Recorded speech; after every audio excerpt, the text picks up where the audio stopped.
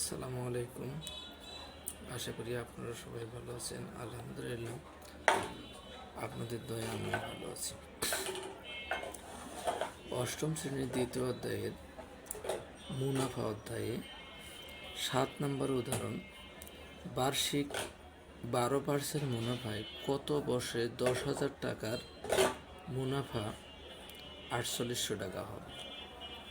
অর্থাৎ এক্ষেত্রে আমাদের সময়টা কত সেটা আমাদের বের করতে হবে। আমরা সরল মুনাফার একটা সূত্র জানি, আই সমান PRN। আমরা যেহেতু এনের মান বের করব সময়, তাহলে এন সমান কি হবে, PR গুণন ছিল ভাগ হয়ে যাবে R ডিভাইডেড বাই PR। এখানে আসল সমান কত আছে,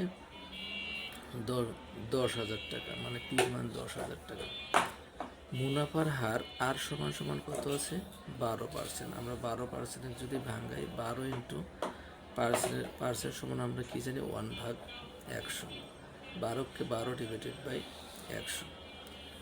সরল মুনাফা আই সমান সমান কত জানি আমরা, আমাদের অঙ্কে দেওয়া ছিল 4800 টাকা।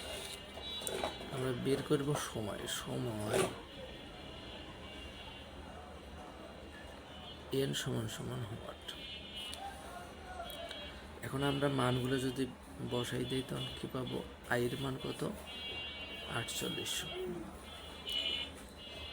ডিভাইডেড পির মান আমাদের আসল কত দেওয়া ছিল, 10,000। আর এর মান আমরা কত পাইছি, 12/100।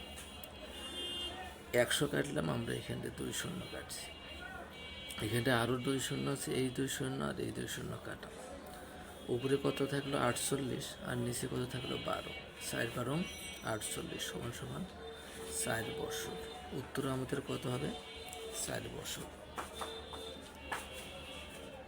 সকলকে ধন্যবাদ।